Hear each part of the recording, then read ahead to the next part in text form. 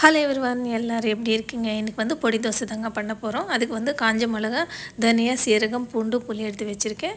இப்போ வந்து ஸ்டவ்வில் ஒரு கடாயை வச்சுக்கோங்க. ஒரு ஸ்பூன் எண்ணெய் விட்டுருக்கேங்க ஃப்ரை பண்ணுறதுக்காக. நான் வந்து 20 காஞ்ச மிளகா கிள்ளி போட்டிருக்கேன்.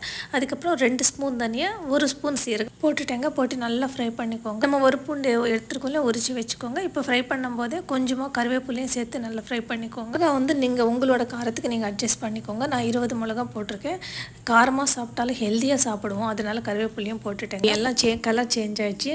ஸ்டவ் ஆஃப் பண்ணிடலாம். இப்போ வந்து ஒரு மிக்ஸி ஜார் எடுத்துக்கோங்க. இப்போ நம்ம வறுத்து வச்சுருக்கோம்ல மிளகா, தனியாக போட்டுக்கோங்க. அதோட 1/4 ஸ்பூன் உப்பு மட்டும் போட்டுக்கோங்க, கல்லுப்பு.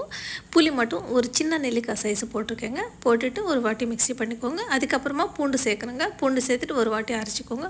அவ்வளோதான், நம்மளோட பொடி ரெடி ஆயிடுச்சு. வாங்க இப்போ தோசை ஊற்றலாம். தோசை ஊற்றிட்டு அது மேலே வந்து நம்ம பண்ணியிருக்கோம்ல பொடி மேலே தூவிக்கலாம்.